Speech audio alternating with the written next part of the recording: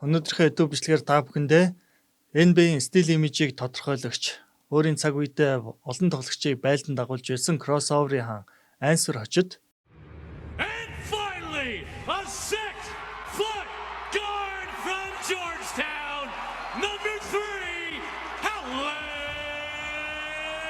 Iverson. энэ бол яхахгүй Аллен Айверсон байлаа. Тэрээр NBA-д орсон эхний жилдээ л рүүки жилдээ өөрийгөө NBA-д бэлэн гэдгээ маш олон тоглолтоор харуулж байсан. Тэрээр энэхүү гайхалтай кроссоверыг Майкл Жордан эсрэг хийснээр өөрийгөө батлан харуулж Майкл Жордан ч гэсэн нэг зүйлийг ойлгуулсан байдаг. За Аллен Айверсон Майкл Жордан эсрэг энэхүү аимшигтай кроссоверыг хийсэн байдаг. Тэгвэл хожим нь энэхүү кроссоверын талаар хоёр тоглогч энэхүү ярилцж байсан байна. Би Шарлоттод очиод тоглох үеэр Майкл Жордантай таарч бид арын өрөөнд жоох юм уугаад сууж байлаа. Тэгээд би ч залуу минь би чамд үнэхээр хайртай шүү гэдэл. Тэр өөдөөс чи надад хайргүй. Бити худлаа яриад байгаарай. Чи надад хайртай байсан бол намайг тэгж амар кросстохгүй гэсэн. Тэгээд тэр өрөөнд байсан хүмүүс бүгд л инээлдэж эхлээд үнэхээр солиотой байсан шүү гэмээр хариулж байсан байна. Дуэйн Уэйд өөрийн бүх цаг үеийн хамгийн шилдэг тоглогчдын жагсаалтыг гаргасан байдаг. Ингээд 7 тоглогчийг нэрлэжээ. Үүнд 4-өр тэрээр Аллен Айверсоныг нэрлсэн байна. Дуэйн Уэйд би Айверсоныг энэ жагсаалтад оруулнаа. Миний хамгийн дуртай тоглогчтой нэг. Жижигхэн биетэйч түүнд хийж чадахгүй зүйл гэж үгүй. Тэр бол үлэмж биетнүүдийн ангууч байсан. Урдаас нь хинж гарч ирсэн юу ч болоогүй дайраад л өнгөрдөг байлаа. Түүнээс өөртөө итгэх итгэл, дотоод хүч, энерги тал бүрт нь цацарч байдаг байлаа хэмээн хэлж байжээ. NBA-д халдрын танхим сонгогдсон мөч маань хамгийн гайхалтай мөчүүдийн нэг байсан юм Аллен Айверсон хэлсэн байдаг. Тэгвэл энэхүү амжилтад хүргэсэн дасгалжуулагчийн гадаалаар ингэж хэлсэн байна. Алдрын танхимд мөнхлөгдөх үеэрээ амьд домог Аллен Айверсон өөрийнх нь өдөө зэрэгтэй яваа амжилт бүхэн Жоржтаун их сургуулийн дасгалжуулагч Джон Томпсонтой салшгүй холбоотой юм. Түүнд үнэхээр талархаж хүндэлж явдаг гэдгээ илэрхийлж байжээ. Тэрээр би дасгалжуулагч Томпсонд талархал илэрхийлээ. Миний амьдралыг аварсан хүн. Тэр надад боломж олгосон. Ээж маань миний төлөө Жоржтаунд очиж намайг боломж олгооч хэмээн гуйж байсан юм хэмээн хэлж байжээ. Одоо цагт Аллен Айверсоныг маш олон тоглогчтой тоглолтоор нь харьцуулдаг. Тэгвэл тухайн үед Винс Картер Аллен Айверсоныг ч гэсэн харьцуулсан байдгийн байна. Үүн тэрээр хариултыг өгчээ. Аллен Айверсон Картер бит хоёр ондоо гарууд. Винс Картер Аллен Айверсон хоёрын тухай ярих үед саксон бөмбөгийн олон суурь ойлголтууд хог руу үсэрдэг. Бид хоёр талбай дээр маш олон ондоо зүйлсийг оролддогтой холбоотой учраас юм шүү дээ хэмээн хариулж байжээ.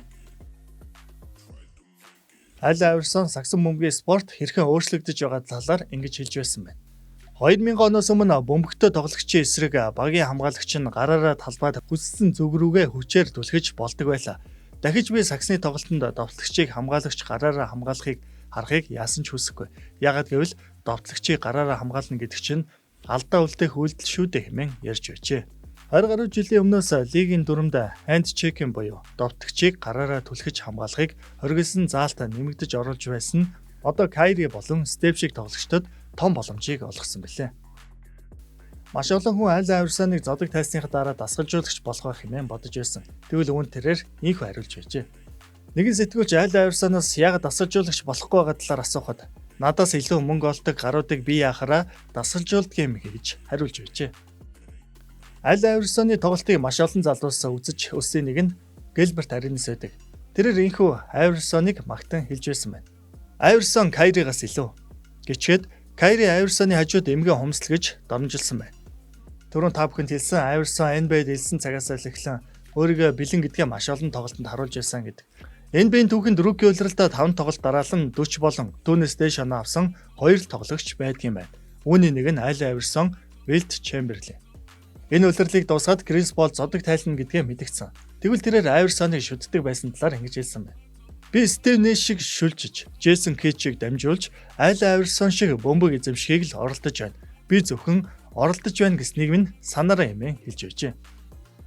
Аллен Айверсон өөрийнхөө фэн клубын уулзалтанд байнга идэвхтэй оролцдог нэг. Тэгвэл тэрээр энэ үеэрээ ингэж хэлсэн байна.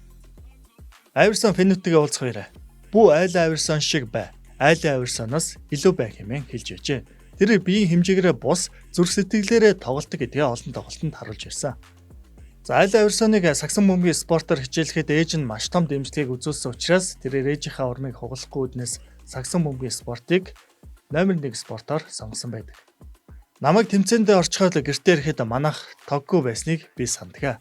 Учир нь ээж маань сүүлчийн мөнгөөрөө надад саксны бүүц авч өгсөн байсан. За хэдийгээр Гилберт Аренас Айверсоныг Кайригаас дутуу үнсэн ч гэсэн Кайри Ирвингийн тоглолтод Айверсон дуртай гэдгийг инхүү хэлж байсан байна. Кайри бол next level. Надад түүнд байдаг шиг бөмбөг эзэмшилт байхгүй мэн Айверсон хэлж байжээ. Шакил О'Нил бодогтой талбайд өөрийн сүр хүчийг маш олон тоглогчдод үзүүлж байсан. Тэгвэл тэрээр хэд хэдэн тоглогчдын бөмбөгийг хааж болох байсан ч хаадгүй үлдээддэг байсан талаараа ингэж хэлсэн байдаг. Би Айверсоны хэд хэдэн шийдэлтийг блоктож чадах л байсан. Зүгээр л энийг хийхийг хүсээгүй. Энэ талаар О'Нил би Трейси Макгрейди, Винс Картер, Айверсон, Джейсон Вильямс гэсэн тоглогчдод дуртай байсан. Тийм болохоор эдгээр тоглогчдыг би 100% зүрх сэтгэлээрээ хамгаалдаг байлаа юм хэлж байжээ. NBA-д Айверсон орж ирсэн цагаас хойш NBA-ийн дүр төрхийг өөрчилсөн гэдгийг та бүхэн санах бах. Тэгвэл түүнд Дэвид Стерн тухайн ерөнхийлөгч, Саксон бөмбөгийн албаны ерөнхийлөгч муухан хандаж байсан хэд хэдэн жишээ байдаг юм байна. 1996-ны драфтын 2 дахь ангид 2 удаагийн MVP Стив Нэш, бүх цаг үеийн хамгийн олон удаа 3-аас илүү 2 дахь тоглогч болох Рэй Аллен 5 удаагийн авраг, Коби Брайант гэх мэт олон шилдэгүүд байсан. Харин хамгийн түрүүнд нэгийг нь сонгох болоход Филадельфи 76 баг хариултыг нь олсон Аллен Айверсон байсан юм. Тухайн цаг үед хип-хоп төрөл хөгжмийн салбараас гадна хувцалтын салбарыг хумаад авчихсан байсан. Харин үүнийг Айверсон үсээрээ, шивээсээрээ өмссөн хувцсаар бүр өөрийнхөө тоглолтын арга барилаараа ч NBA-д таниулж сурталчилж байсан. Үүнд бүх Саксон бөмбөг сонирхогчид дурлаж байсан. Гэхдээ яг бүгд биш. Үүнд дургүй байсан цөөхөн хүмүүсийн нэг бол Дэвид Стерн буюу тухайн цаг үеийн лигийн комиссар. Яагаад дургүй байсан гэхээр түүний NBA-г бусдад ямар байдлаар таниулмаар байгаагаар Айверсон таниулдаггүй байсантай холбоотой юм. Стерн 2001 онд MVP авахт нь ч хангалттай хүндэтгэл үзүүлээгүй. Мөн хийсэн дууных нь үгийг хүчээр өөрчлөхийг шаардж байсан. Ингээд 2005 онд NBA тамирчдын юу өмсөх өмсгүйг зааж эхэлсэн байдаг. Яг үүндээ Стерн зөвхөн Айверсон зориулж гаргасан дүрм гэхэд болно. Тэр Айверсоныг энэ бүх гангстер соёлыг лигт авчирсан гэж үздэг учраас тэр юм. 2000-ад онд хамгийн алдартай тоглогч бол яах аргагүй Аллен Айверсон байсан. Гэхдээ түүний авах ёстой байсан алдаануудыг шүүгчнэр хүлээдгүй байжээ. Нөгөө алдартай өөрийнх нь шүүх тоглолтод мөрий тавьдаг байсан шүүгч Доной шоронгоос гарсныхаа дараа нэг ном бичсэн бөгөөд тэр номон дээр яаж шүүгчнэр Аллен Айверсоныг дээрлэхдэг байсан талаар гардаг юм. 2006-аас 2007 оны улиралд Айверсон шүүгч нарыг буруу шүүж байгаа талаар ярихад NBA түүнийг $25,000 торгож байсан. Бид түүнийг тоглолтоор торгуулах ёстой гэж бодож байсан ч тийм зүйл болоогүй учраас дараа нь Айверсоныг тоглох үед түүнийг сургаад өгөх ёстой юм шиг санагддаг байсан гэж Доной хэлж байжээ. Үүнээс гадна 2004 оны Олимп бол нэгдсэн улсын шигшээ багийн хувьд гамшиг байсан. Өмнө нь хожигдож байгаагаар олон хожигдсон. Тэр багийн бүрэлдэхүүнд Айверсон тэргүүтээ Wade, LeBron, Melo, Duncan гэх мэт олон чадварлаг тоглогчид багтаж байсан. Ингээд алтан медаль авч чадаагүй тэр жил бүх бурууг бага оноо авалтаар тэргүүлж байсан Айверсонд өгч дараагийн Олимпиад түүнийг шигшээ багтаа дуудаг юм байна. Тухайн үеийн хэвлэл мэдээлэл ер нь Стерний гарт байсан гэж хэлж болно. Тэрээр эрх мэдэлтэй байсан учраас Айверсоны талаар ихэнхдээ ер нь бараг байнга л хар мэдээг цацж байсан гэдгээ. Үүний төгс жишээ гэвэл зодог тайлах эслэвэр ESPN үзэгчдийн дунд та Айверсоныг юугаар нь санах вэ гэсэн санал асуулга явуулсан. Энэ нь хоёр хариултын сонголттой. Алдрын танхимын гишүүн гэдгээр нь бэлтгэлээ тасалсан явдлуудаар нь. Энэ л түүнд хэвлэл мэдээллүүд ямар хүндлэлгүй хандаж байсан гэдгийг харуулж байгаа юм а. Энэ мэтлэн зөндөө олон баримтууд байдаг. Эдгээрээс харахад Дэвид Стерн тэргүүтээ NBA Аллен Айверсоны карьерийг хөгжиж дэвшигт нь дэмжигүйгээс гадна бүр доошоо дарахыг оролдож байжээ. Та бүхэн Аллен Айверсон Саксон бөмбөгийн спортоор хичээлэхээс өмнө Америк хөлбөмбөгээр маш сайн тоглодог байсан гэдгийг зарим нэг бичлэгээс харж байсан баг. Тэрээр энэхүү спортод ч гэсэн авьяастай байсан юм. Тэгвэл яаж яваад Саксон бөмбөгийн спортоор хичээлэх болсон бэ гэдэг мэдээллийг хүргэе. Спортын үзэгдүүлсэн сургалтаа Бэтэл ахлах сургуулийн 15 настай сурагч Аллен Айверсон мөнгө олохын тулд Саксон бөмбөгийн спортыг мөн сонгон хичээлдэг байжээ. Гэртээ эсэг амьдруулж байсан коллежийн хөл бөмбөгчин асан Гэри Мур Айверсоныг хөл бөмбөгийн оюутны авраг шалгаруулах тэмцээнд орох хүртэл дэмжлэг өгснөөр 1992 он гэхэд сургуулийнхаа шигшээ багийн хамт мужид дээгүүр амжилт гаргаж байж энэ үед хамгаалагчийн байралд тоглодог байсан түүнийг цаашид энэхүү спортоор явхад нуруу намтай тул амжилт гаргахад хааруу гэж мэргэжлийн үний зөвлөсний дагуу Айверсон хэсэг хугацаанд тоглоогүй гэдгээ. Ингээд ээжийнхаа ятгалгын дагуу тэрээр Саксон бөмбөгийн спортыг номер 1 спортоор сонгосон байд. Ээж маань намайг 8 настай байхад миний хүү чи өөрөө хүсгэл юм бол чи хүссэн бүхнээ хийж чадна гэж зоригжуулж байсан юм тэрээр хэлж байжээ. За Аль Айверсоны хувьд зодог тайсныхаа дараа маш олон асуудалтай тулгарсны нэг нь санхүүгийн асуудал болж хувирсан. Шоудалтаас болж мэдээж гэр бүлийн асуудал цөхөгдөж 2013 онд ахлах сургуулиас хойш олон жил үерхэж гэр бүл болсон 5 хүүхдийн ээж Туванагаас албан ёсоор салсан. Энэ түүний амьдралын хамгийн том хар толб болсон гэдгийг Айверсон тодтогсон бөгөөд эргүүлэн гэр бүлээ нэгтгэхийн тулд олон жил түүний сэтгэлийг эргүүлэн авахын тулд муу зуршлуудаас салсныг баталсны эцэст саяхан буюу 2025 оны 10 дугаар сард эргэн амьдралынхаа амтаа нийлсэн гэдгээ зарлаж байжээ. Эдгээр Аль Айверсон шоудаж мөнгө их хүрч байсан ч арай сошиалор яваад байсан шиг годомжинд гараад хоолны мөнгө асууж яваагүй гэдэг нь баттай. Учир нь Айверсон бас л NBA-д байхгүй айхтар том гэрээг үзгэлсэн хүн шүү дээ. Бүр дөнгөж их сургуульд тоглож байгаад NBA-д орохдоо зарлсны дараахан түнд Nike болон Reebok-оос хамтран ажиллах маш өндөр дүнтэй гэрээг санал болгосон. Манер тухайн үед ээж болон дасгалжуулагч Джон Томсны үгэнд орж Reebok-тай гэрээ хийсэн байдаг. 1996 онд санал тавигдсан тус гэрээнд 10 жилийн $50 сая болон өөрийн нэрийн пүүцтэй болох санал байдаг. Reebok хожим нь 2001 онд дээрх гэрээгээ шинжилэн Айверсонд насан туршид нь жил бүр $800,000 төлөх бөгөөд түүнийг 55 нас хүрэхэд $32 сая төлөх итгэлцлийн сан байгуулсан. Тэгэхээр Аль Айверсон 5 жилийн дараа 55 нас хүрэхэд $32 сая халааслах боломжтой болж байна. Түүнчлэн 2023 онд Reebok брэнд сагсан бөмбөг хариуцсан ерөнхийлөгчийн ажилд Shaquille-ийг томилсон бөгөөд харин дэд ерөнхийлөгчийн ажлын саналыг Айверсон тавьснаар өөрийн төлөөлдөг брэндийнхаа дэд ерөнхийлөгч нь болсон байна. За Аль Айверсоныг бэлтгэл хийдгүү байсан талаар маш олон шүүмжлэл гарч байсан. Тэрээр үүнд богинохын хариултыг өгч байсан.